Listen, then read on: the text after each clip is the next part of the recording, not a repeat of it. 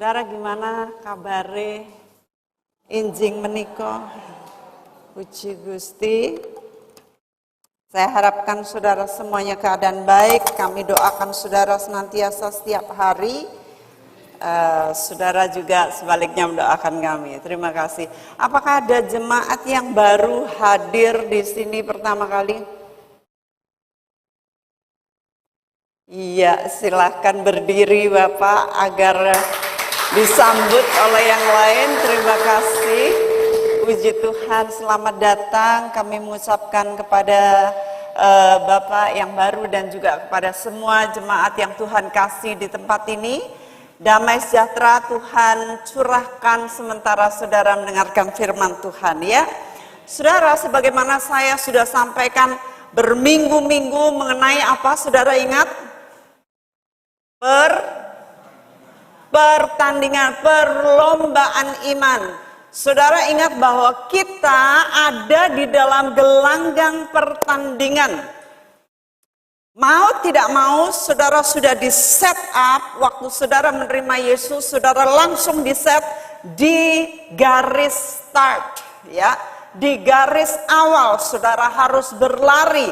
Nah, saya sudah sampaikan banyaknya halangan rintangan. Dan sekarang saya ingin ngomong kepada saudara sebagaimana yang saya janjikan minggu-minggu lalu kalau saudara ingat. Bahwa ternyata di dalam gelanggang pertandingan ini, kita ini side by side atau bersebelahan dengan musuh. Ternyata saat Tuhan menaburkan benih yang baik, yaitu gandum, ada musuh yang menaburkan di malam hari, yaitu benih lalang. Jadi saya mikir, ternyata kita ini tanpa kita tahu, mungkin sebelah kita ini lalang. Sudah jangan nengok di sini, di luaran sana ya. Jangan-jangan bojoku lalang. Jangan saudara ya. Saudara doakan terus. Nanti kita akan pelajari. Tetapi ternyata demikianlah yang terjadi. Jadi musuh ini dia nggak mau kalah. Dia mau agar kita ini nantinya kalah. Karena apa? Kalau kita sebelahan sama lalang, kita bisa lama-lama terpengaruh akan sifatnya. Ya. Sedangkan kita ini sebagai gandum harusnya kita lebih kuat menampilkan sifat gandum. Mari kita baca dahulu yaitu Matius 13 ayat 24 sampai yang ke-30. Saya akan bacakan yang ke-24. Saudara bersama-sama membaca yang setelah saya. Alright. Yesus bentangan suatu perumpamaan lain lagi kepada mereka, katanya, hal kerajaan surga itu seumpama orang yang menaburkan benih yang baik di ladangnya.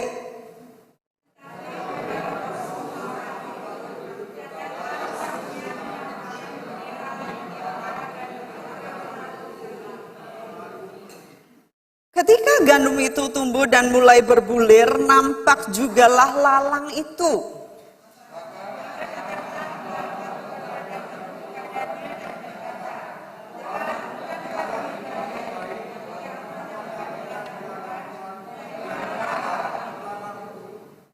Jawab Tuhan itu, seorang musuh yang melakukannya. Lalu berkatalah hamba-hamba itu kepadanya, jadi maukah Tuhan supaya kami pergi mencabut lalang itu?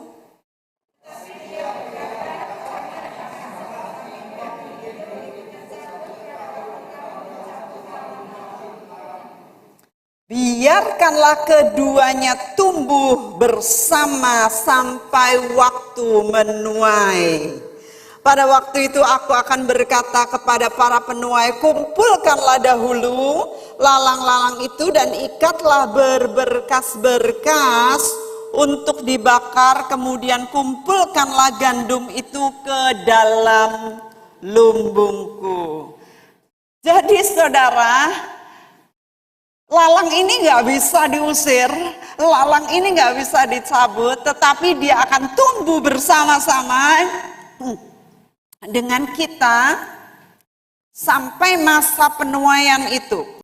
Jadi mau tidak mau kita harus cohabitate with the tares.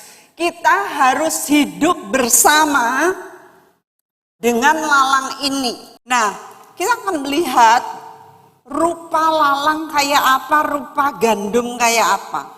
Casingnya hampir sama, saudara. Saudara nggak bisa membedakan dengan kasat mata. Kalau dia bertumbuh, sudah, ya. Oke, saudara lihat, ini dulu ya. Saudara lihat nih casingnya ya, hampir sama, saudara. Ya, hampir sama. Lalang modelnya juga ada rupa buahnya. Gandum juga ada dan bentuknya mirip, saudara. Dengan kasat mata, ya, kita nggak akan mengerti yang ditanam oleh iblis itu kayak apa, yang ditanam oleh Tuhan itu kayak apa. Nah itu sebabnya kita yang ditanam oleh Tuhan, kita gandum-gandum ini harus menampilkan yang sesungguhnya sifat gandum, saudara. Karena sifat lalang ini pada waktu dia bertumbuh sama-sama. Dia di dalam rumah Tuhan, ya. Lalu dia bisa muji Tuhan. Dia bisa jadi pemimpin di mimbar. Dia mungkin bisa berkhotbah. Wah, tumbuh, saudara. Bukannya nggak bertumbuh. Anak Tuhan kita harus bertumbuh. Kalau kita dari dulu masa saudara awal ibadah sampai sekarang puluhan tahun saudara sifatnya sama, saudara nggak bertumbuh berarti, saudara masih bayi-bayi rohani. Tapi saya yakin saudara mulai bertumbuh dengan firman-firman yang disampaikan, membuat saudara berpikir, saya harus mengenakan manusia baru, saya harus membuang yang lama, saya harus memikirkan hal-hal yang di atas. Saya harus menyerupai Yesus. Ngomong saya ini pantas nggak sih? Saya sering kali dengar orang-orang Kristen yang ngomongnya itu usang banget. Ya, udah jadul banget itu, gojekan udah lama banget. Terus kata-kata yang seperti itu udah lama banget. Harusnya nggak dikeluarin, tetapi saking orang guyu, jadi dia ulang-ulang padahal itu udah basi, saudara, usang. Ya. Kita mau sesuatu yang baru, yang indah, yang senantiasa bisa mengangkat jiwa orang lain. Ya, banyak orang yang suka ngenyek, kayak alah kue, opo, raiso atau apa, alah kemayu, kemaki. Jangan, saudara, itu usang. Itu bahasa lama, bahasa dunia. Saudara harus berkata, wow, kamu kelihatan menakjubkan hari ini. Kamu kelihatan handsome today. You look so beautiful today. You look so different. Wow, indah sekali, bagus sekali. Wow, penampilannya. Saya waktu masuk di suatu mall di Amerika ya, saya ketemu sama beberapa pramuniaga gitu ya. Lalu dia ngomong gini, waktu ketemu saya dia bilang, wow, that earring I like it. Saya senang sama anting kamu, katanya. Lalu, oke, thank you. Jadi saya mikir anting saya bagus ya. Oke. Kesana, ketemu lagi. Dia bilang, I like your top. Katanya, saya senang atasan kamu. Hah? Oh, atasan saya bagus ya. Kesana lagi, ada yang ngomong lagi, I like your shoes. Oh, kayaknya ini di set up. Ya. Kayaknya diajarin bosnya supaya memuji customer.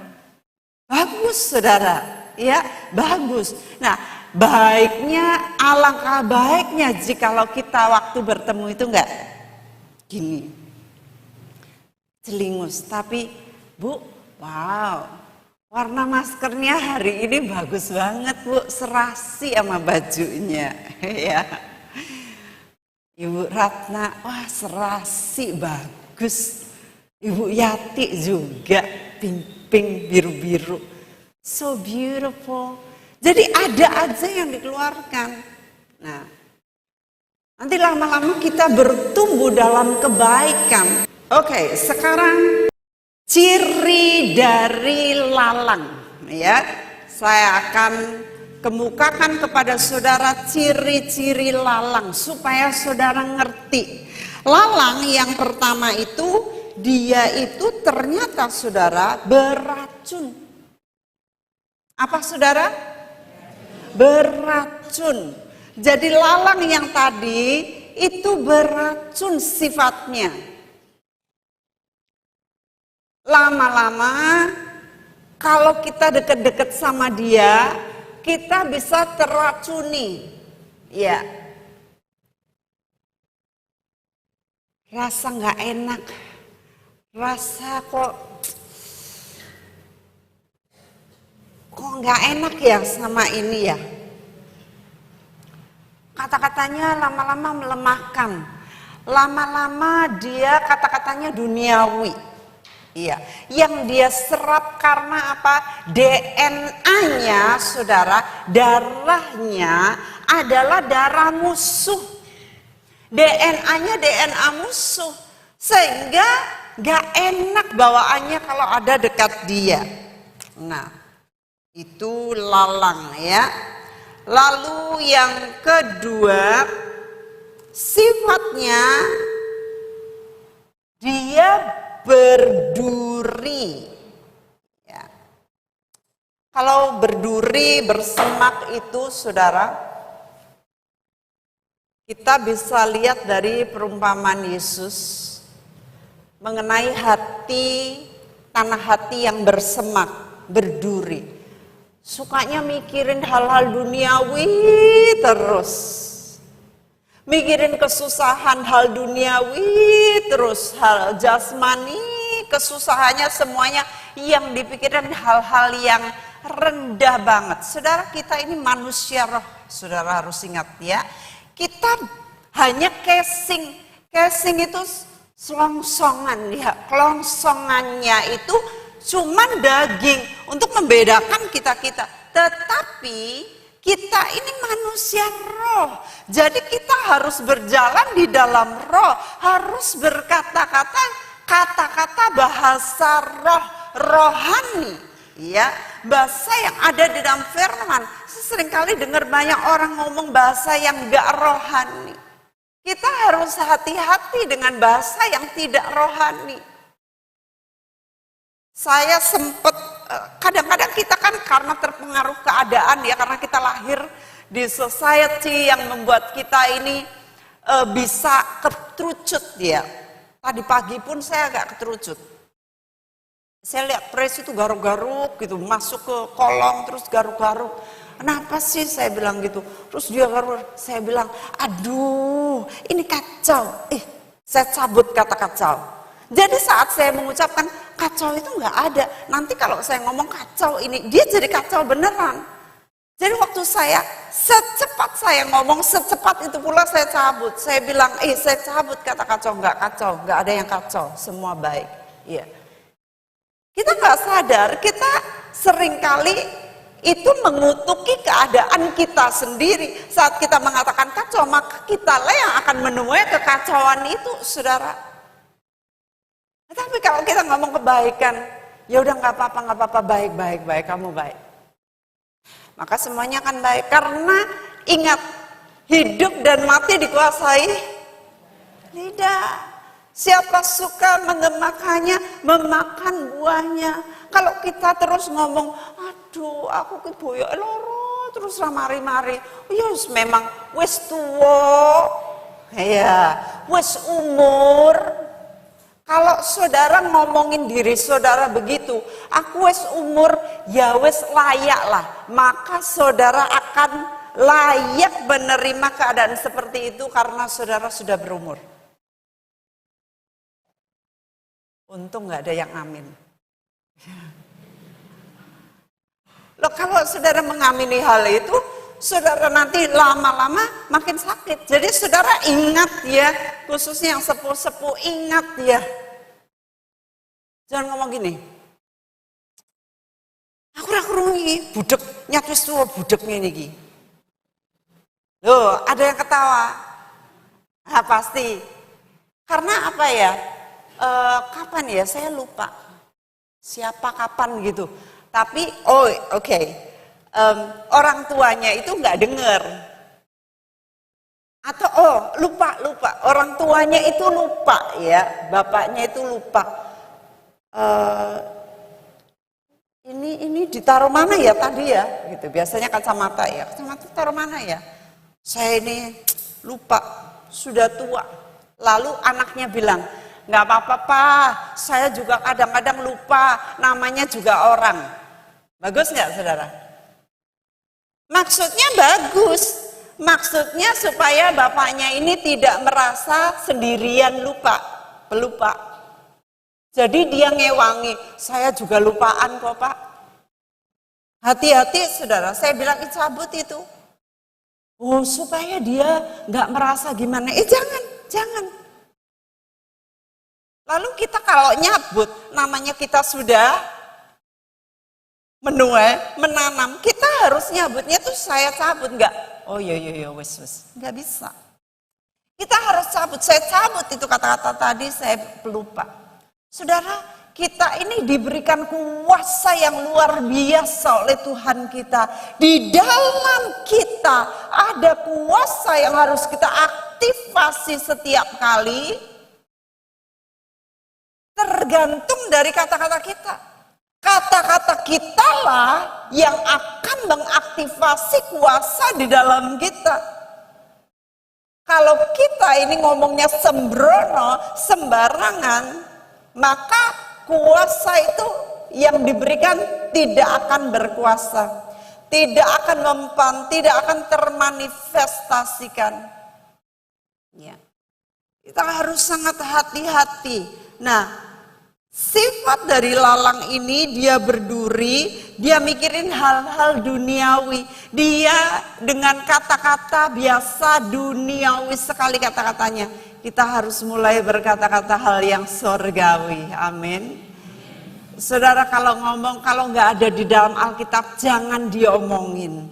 Kalau nggak ada ayatnya, saudara cabut itu kata-kata yang sudah terlanjur keluar. Saudara jangan ngomong hal-hal yang percuma. Iya, hari-hari saya ngomong ayat. Hari-hari saya sampaikan, saya berkati tubuh saya dengan semua ayat-ayat yang saya hafalkan. Itu sebabnya saudara harus hafalkan ayat. Ya. Kita saking banyaknya acara seringkali kita sampai nggak bisa ngapalin ayat bersama. Tapi nanti suatu kali saya akan ajak saudara agar kita terbiasa menghafalkan ayat bersama ya. Lalu selain berduri, dia sebenarnya berbuah, saudara, lalang ini. Ya, ada buahnya, saudara lihat ada buahnya.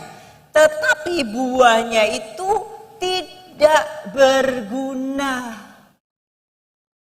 Buahnya nggak berguna. Saudara jangan sampai saudara berbuah, tetapi buahnya nggak berguna. Jangan sampai kita menghasilkan tapi hasilnya nggak berguna bagi orang lain. Kita diberkati, kita menghasilkan hidup kita penuh dengan kasih, kita bisa menyebarkan kasih, kita berguna bagi semua orang yang ada di dekat kita. Tidak hanya orang-orang yang ada di dekat kita, tetapi kalau saudara sudah tidak lagi memikirkan diri sendiri, maka buah itu akan dinikmati oleh banyak orang. Saya lihat satu pohon yang gede banget pohon itu, rindang banget, kira-kira dari pojok sampai sini pohonnya tinggi gitu. Lalu kalau orang kampung itu ada pertemuan, mereka nggak usah sewa gedung, mereka ada di pohon itu, di bawah pohon itu, ternaungi. Begitu luar biasanya, ya. Hidup kita berguna bagi orang banyak. Orang-orang lain datang kepada kita menikmati buah-buah yang kita hasilkan. Kalau lalang ini tidak berguna sama sekali, karena dia berduri, karena dia juga beracun, maka tidak ada gunanya bagi manusia. Nah, lalu itu tadi sifatnya ya. Sekarang saya mau jelaskan mengenai jenis lalang. Jenis lalang ya. Menurut Tuhan itu jenis lalang itu apa? Saudara, Tuhan berkata bahwa kita ini seperti domba yang ada di tengah. Wow, luar biasa, saudara hafal. Domba di tengah serigala. Kita baca dengan cepat Matius 10 ayat 16. Lihat, aku mengutus kamu seperti domba ke tengah-tengah serigala. Sebab itu hendaklah kamu cerdik seperti ular dan tulus.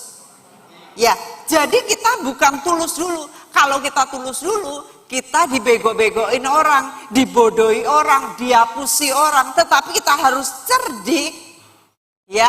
Kita wawas, kita mawas terhadap semua orang, karena kita nggak tahu yang lalang yang mana nih, ya. Tetapi kita harus murni, hati kita murni, kita melayani dengan kemurnian, ketulusan. Firman Tuhan berkata, hikmat yang dari atas itu pertama-tama adalah murni. Jadi murni itu adalah bagian dari hikmat Tuhan. Kita harus murni. Kita tidak memberi, mengharapkan kembali. Ya, kita nggak ngarepin dibalikin return. Nggak. Ya, pamrih, ya, kita nggak pamrih, saudara. Ya, wah, aku ngene kok ngono. Nah, berarti jenis lalang ini tadi apa, saudara? Kita domba di tengah serigala. Berarti jenis lalang ini jenis serigala. Jenis serigala. Nanti saudara pelajari serigala itu gimana. Tetapi kita akan baca Yohanes 10 ayat 16. Kalau domba ini harus mendengarkan suara gembalanya. Mari kita baca 2-3. Ada lagi padaku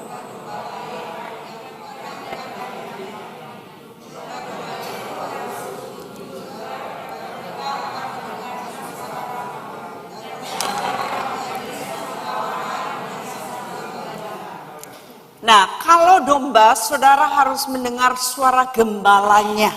Saudara harus atentif, harus detail, harus saudara dengar-dengaran. Iya. Harus atensi kepada hal yang detail, attention to detail. Saudara kalau diomongin, saudara harus nangkep, harus jawab. Iya, saya bersyukur kemarin lagi kita doa puasa, saya semprit ada yang mau ikut puasa di sini. Attention to detail. Saya berkata bahwa kita butuh sekali secara family untuk kita berdoa puasa.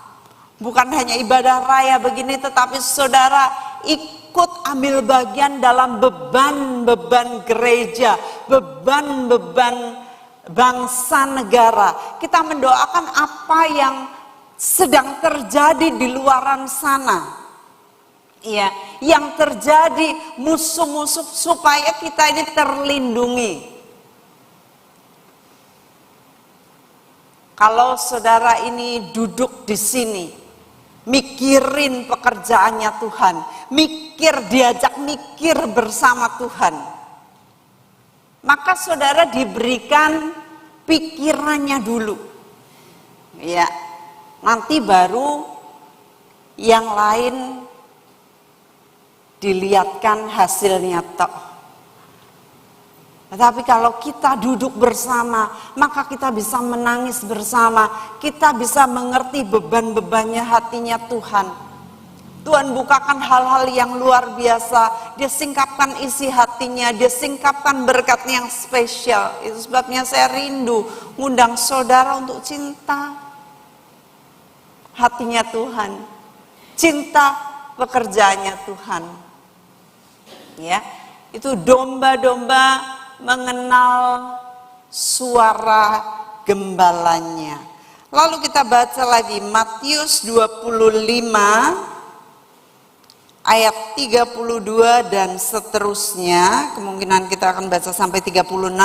Kita akan baca bergantian. Lalu semua bangsa akan dikumpulkan di hadapannya, dan ia akan memisahkan mereka seorang daripada seorang, sama seperti gembala memisahkan domba dari kambing. Go.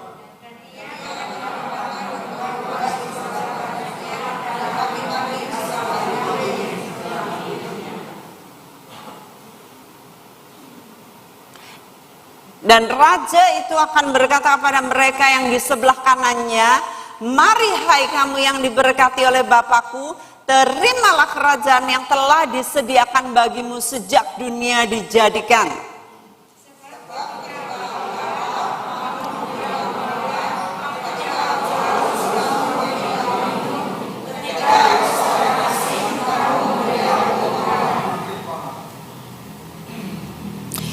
Dan ketika aku telanjang, kamu memberi aku pakaian. Ketika aku sakit, kamu melawat aku. Ketika aku di dalam penjara, kamu mengunjungi aku.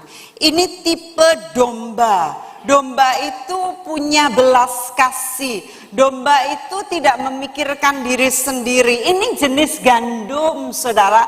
Tetapi nanti lalang, sebaliknya, dia tidak mikirin pekerjaan Tuhan, dia tidak mikirin jiwa-jiwa, dia tidak mikirin orang-orang yang sakit, tidak mikirin orang-orang yang ada dalam penjara, ya, mereka-mereka yang terbelenggu, nggak kasih makan orang-orang yang kelaparan. Mereka pedulinya hanya untuk diri sendiri. Kita akan belajar ini sifat-sifatnya ya. Maaf, tadi ada yang keluputan, yaitu mengenai serigala. Serigala ini pada waktu Yesus diancam ya.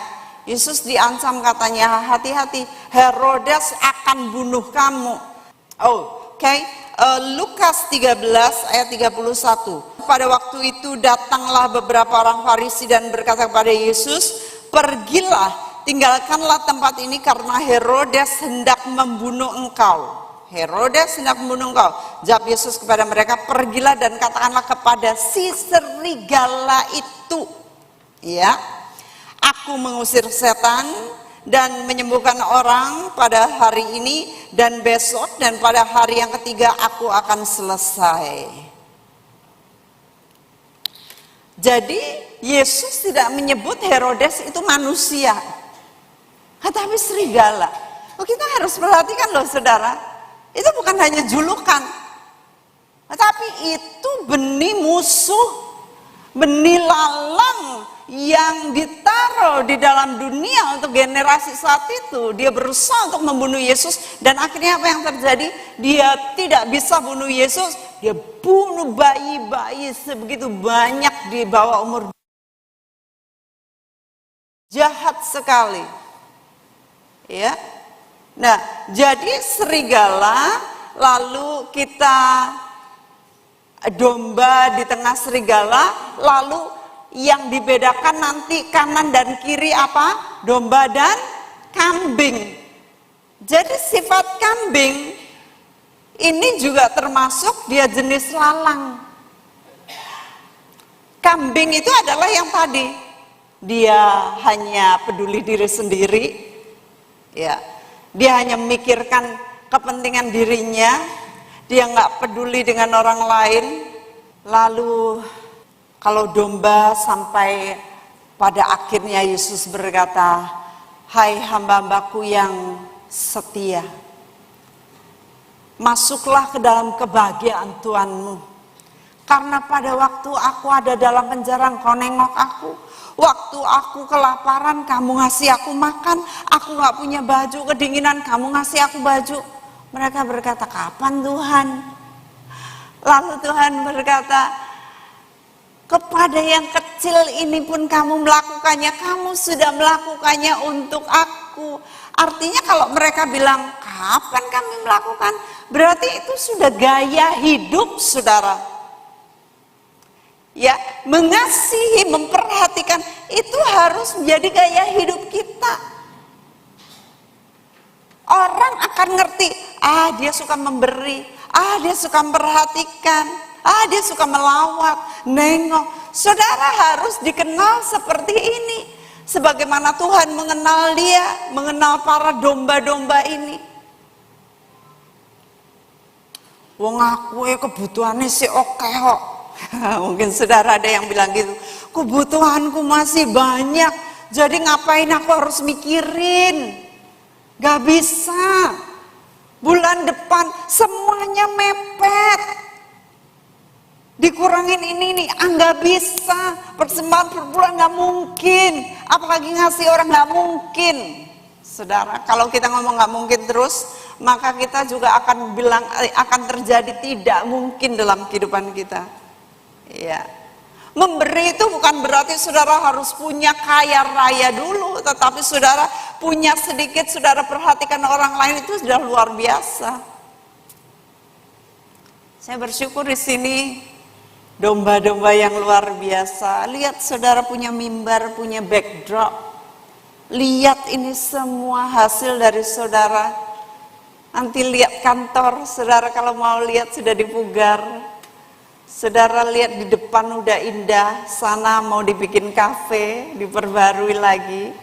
Saya loncat dari kantor keluar dulu supaya kelihatan awningnya nanti akan diganti, ya. Yang tengah sini nanti berikutnya nyusul, tetapi saya mau di depan dulu. Pak Nanang luar biasa, Pak Nanang sangat-sangat membantu renovasi ini. Saudara luar biasa, saudara sudah berkorban, saudara kasih emas-emas saudara, tiap minggu saudara kasih uang renovasi untuk membantu pekerjaan Tuhan. Kami bersyukur melihat saudara ini menerima pengajaran, mendengarkan suara gembalanya. Hal yang luar biasa, jangan sampai nantinya dia berkata, "Nyala engkau kambing-kambing, kamu yang di sebelah kiriku, pergi kamu ke api yang tidak akan surut, tidak akan padam. Di sana akan ada tangis dan kertak gigi. Karena apa? Pada waktu aku lapar engkau tidak memperhatikan aku. Pada waktu aku kedinginan engkau tidak beri aku selimut. Pada waktu aku dalam penjara engkau nggak nengok aku. Tuhan, kapan engkau ada di antara mereka?" Tuhan itu suka nyamar, saudara. Ya. Tuhan suka nyamar, kita nggak ngerti yang Tuhan itu yang mana. Saya bisa ceritakan banyak sekali bagaimana Tuhan nyamar ya, tetapi kita tidak punya waktu hari ini. Lalu yang ketiga, jenis dari lalang ini. Kita baca Matius 3 ayat 7. Tetapi waktu ia melihat banyak orang Farisi dan orang Saduki datang untuk dibaptis, berkatalah ia kepada mereka, "Hai kamu keturunan ular beludak, siapakah yang mengatakan kepada kamu bahwa kamu dapat melarikan diri dari murka yang akan datang?" Jadi jenisnya yang ketiga adalah ular beludak. Ini Rasul Yohanes. Dia tidak mengatakan itu, "Hai orang Farisi." Enggak, saudara. Enggak tedeng aling-aling.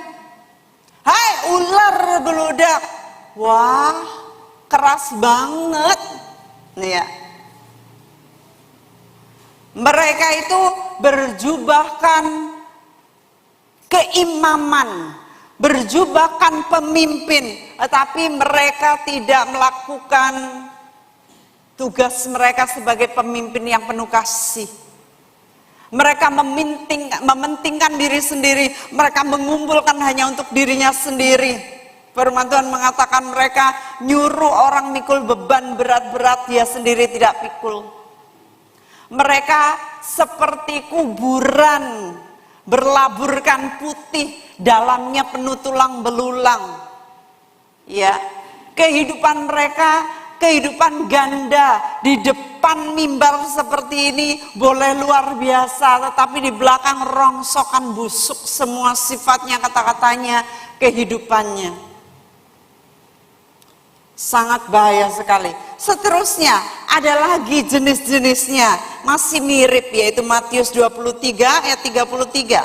Hai kamu ular-ular, hai kamu keturunan ular beludak, bagaimanakah mungkin kamu dapat meluputkan diri dari hukuman neraka?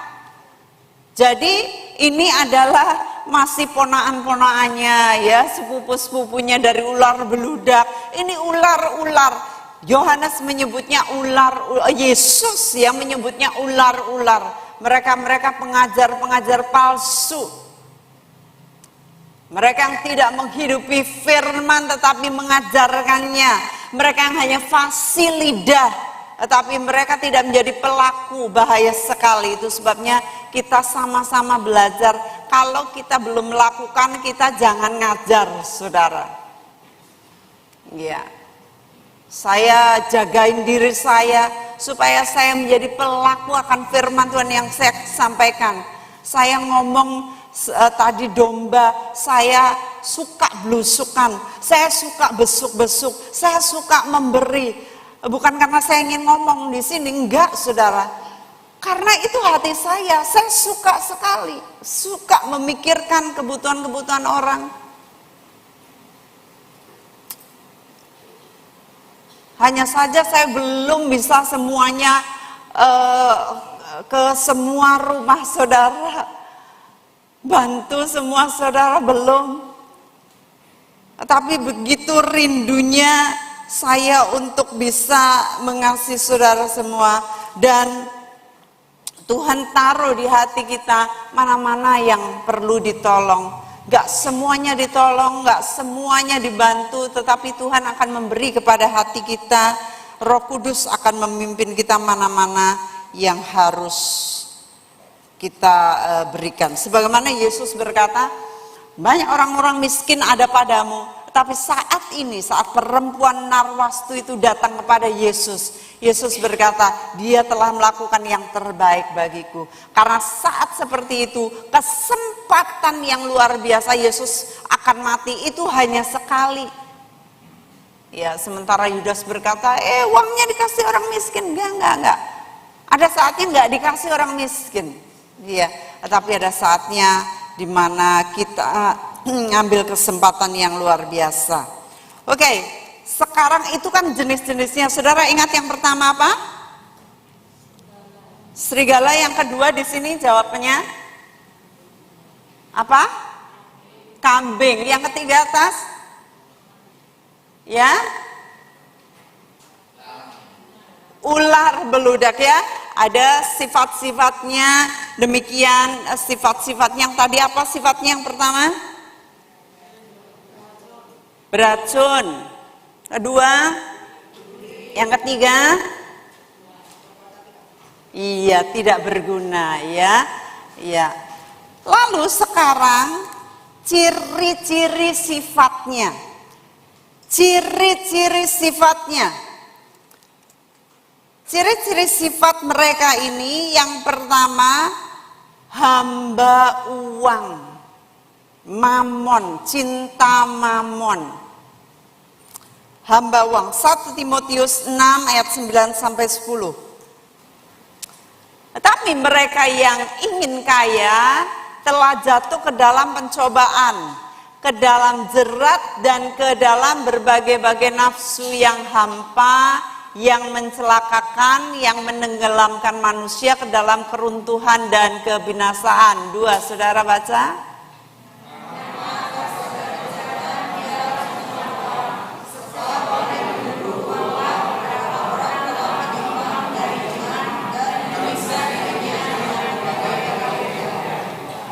Saya nggak cinta uang kok.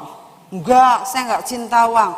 Tapi saudara ngomongnya uang terus. Kalau ngomong apa-apa balik ke uang lagi. Kalau semuanya apa-apa dihitung dengan untung rugi. Untung rugi kalkulator. Saya untung nggak ya kalau ketemu dia? Saya untung nggak ya kalau saya bisnis sama dia? Saya untung nggak ya kalau saya melayani? Bisnis harus untung ya saudara. Tapi jangan semuanya saudara hitung dengan uang. Semuanya saudara ukur dengan uang. Ada saatnya mengasihi. Di sini ada para bisnismen yang luar biasa. Kerja giling, nanti minggu dikasih ke persembahan, lalu memberi dengan melimpah, luar biasa saudara. Tapi ada jenis-jenis seperti ini yang mana dia itu mengejar kekayaan, memburu harta, ingin kaya.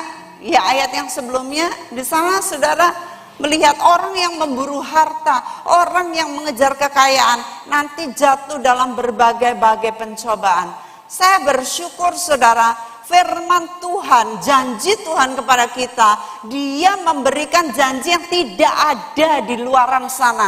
Yaitu barang siapa mencari kerajaan surga lebih dahulu, maka semuanya akan ditambahkan kepadamu.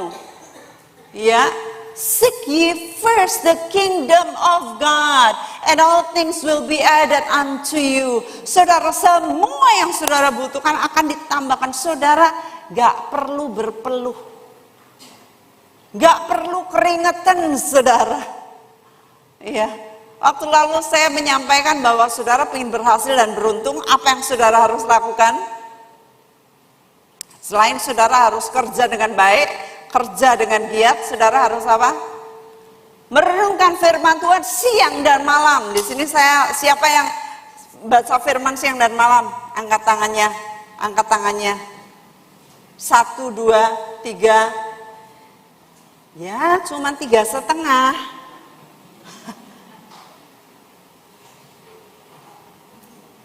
Saudara baca firman, karena di dalam firman itu ada hikmat-hikmat yang nanti saudara dapatkan yang beda dari dunia. Di dalam firman itu luar biasa, waktu Yakub itu mencintai Tuhan, dia bikin nazar sama Tuhan. Tuhan memberikan hikmat yang berbintik-bintik dan berbelang-belang. Itu hikmat yang dari surga, gak ada saudara. Gak ada dia belajar seperti itu. Itu sebabnya kalau kita ini baca koran, ya, baca media, baca internet, YouTube, semuanya kita pikir kita bisa belajar dari sana. Saudara lihat masakan, menu masakan, tapi saudara balik-balik, males lah, mas masalah deh wae. Saudara buang waktu di menu-menu luar negeri, tetapi ternyata golek bumbune angel. Wes lah. Tuku ngene Bu Marni.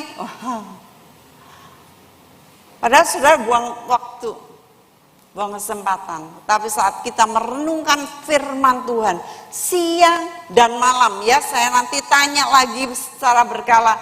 Saya rindu saudara diberkati dan berhasil dan beruntung. Puji Tuhan. Nah, hamba uang, hamba mamon. Kalau Yudas itu, dia ada bersama dengan Yesus. Kurang apa lagi? Murid Yesus, saudara.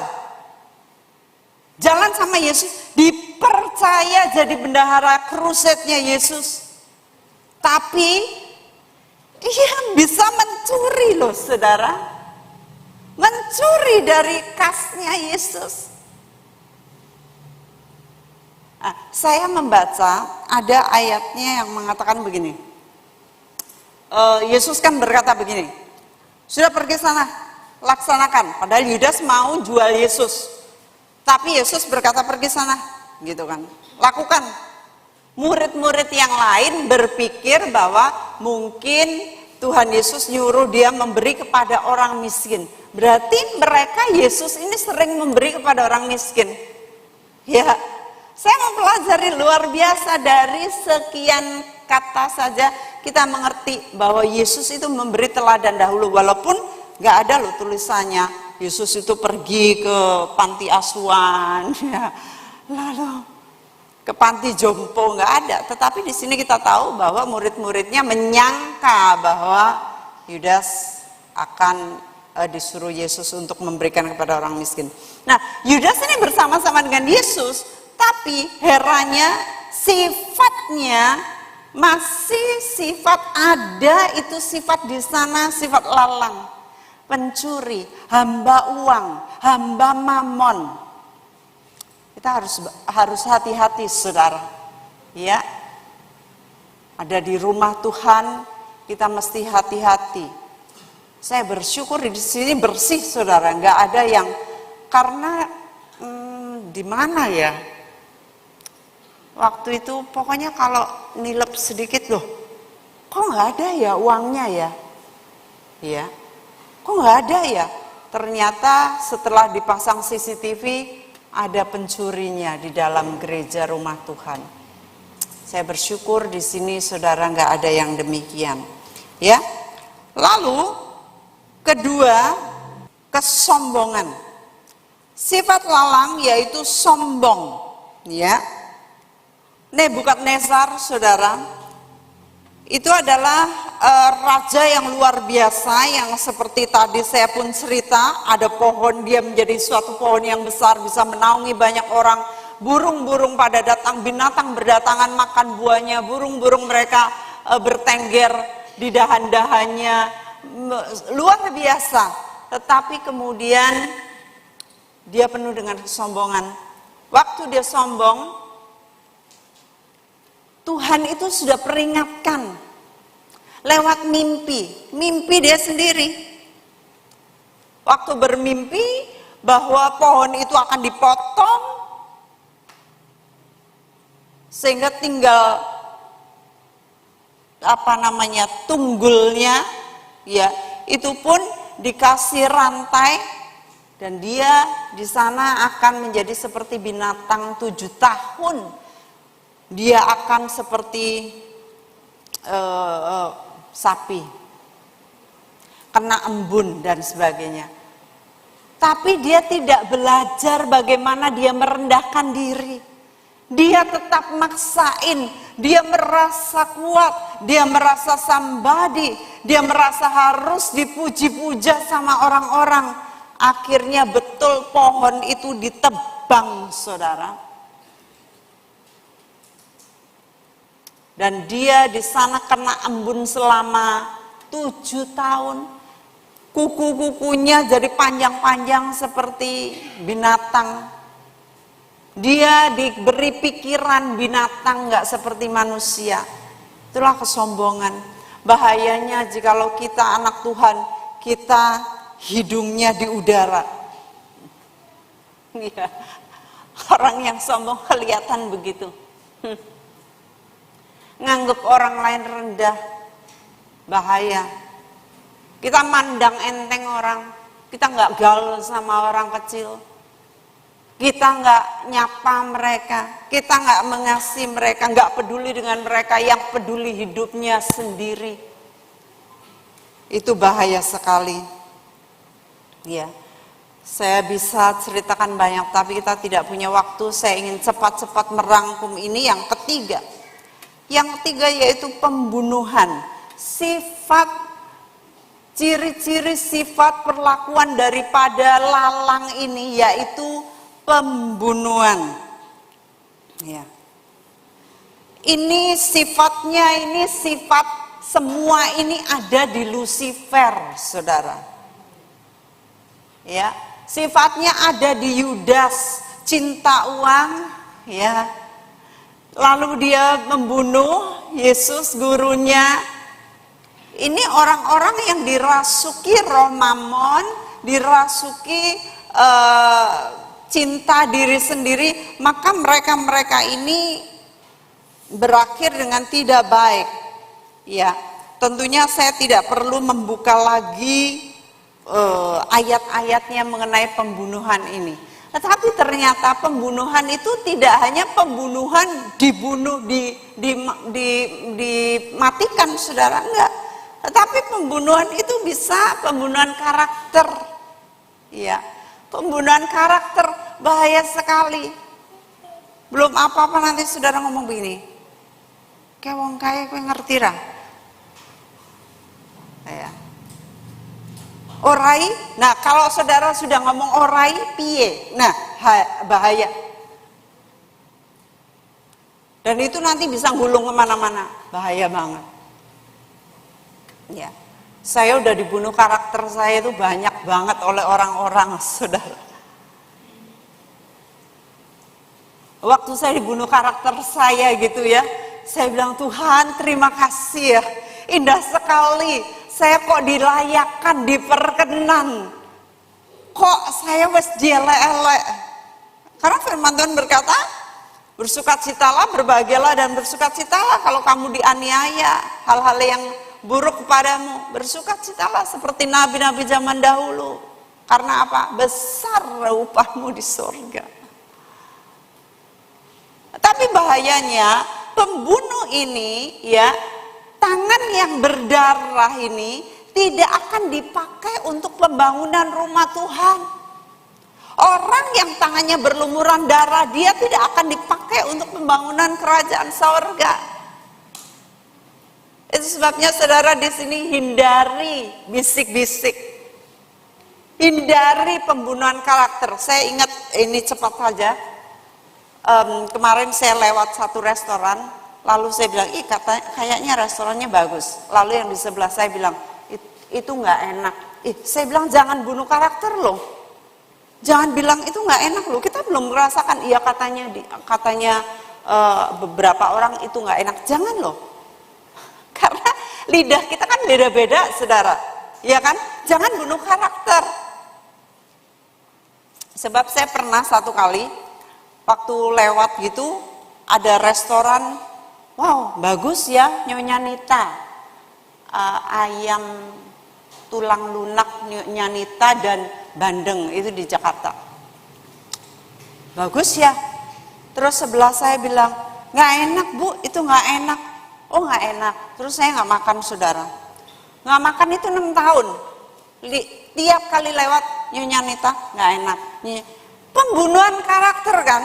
Setelah 6 tahun saya pikir kenapa saya nggak nyoba. Saya nyoba, enak banget ternyata.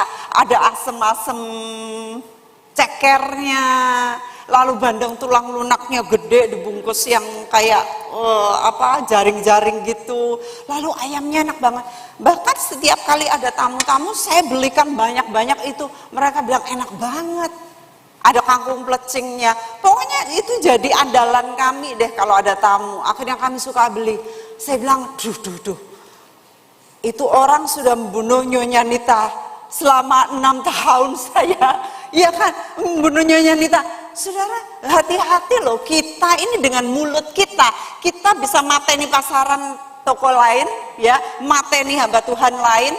Ya, saya pernah dipateni, saya punya pasaran pelayanan. Saya nggak khawatir mengenai pasaran pelayanan saya, karena saya malah nggak mau diundang di mana-mana. Itu udah lama banget saya udah nggak mau diundang, saudara. Dulu saya diundang di mana-mana, keliling mana-mana, akhirnya saya capek, saya nggak mau diundang. Tapi ada hamba Tuhan yang datang kepada saya membunuh karakter saya. Waktu dia bilang, saya mau undang Magdalene, gimana menurut kamu Magdalene? I don't recommend, nggak rekomendasi dia. Untung hamba Tuhan ini, dia cari buku saya, dia temuin saya, dia undang saya di luar negeri, akhirnya saya pelayanan di sana. Tetapi sudah berapa banyak dia membunuh saya, membunuh pasaran saya. Begini, maksud saya pasaran tuh begini. Kita masing-masing kan punya pangsa pasar ya. Pangsa pasar tuh gini, ada orang yang nggak suka pecel, tapi saya suka pecel. Ada orang yang nggak suka tumpang, tapi saya seneng banget sama tumpang. Itu favorit saya. Tapi orang bilang, oh kok rasanya melenyap-melenyap kayak gini. Buat saya itu saya cariin di luar negeri, sampai luar negeri itu saya senang banget tumpang. Soalnya piye ya, zaman demen kalau masak tumpang pakai tempe bosok ya. Malah enak gitu. Nah, Saya cari yang bosoknya malah. Sekarang mikir tempe bosok dimakan ya. Nah, tapi kan itu kan pangsa pasar ya. Ada orang nggak suka, orang suka makanan bule gitu ya. Ada orang apa ambune prengus-prengus koyo ngono. Ya loh, ada yang bilang begitu. Mungkin keju banyak prengus. Tapi pangsa pasar. Nah, sekarang pelayanan kita punya pangsa pasar sendiri. Ada orang yang harusnya diberkati lewat pelayanan saya, tetapi karena saya dibunuh karakternya, orang nggak diberkati, dia tanggung jawab kepada orang yang harusnya diselamatkan lewat pelayanan saya. Mudeng saudara.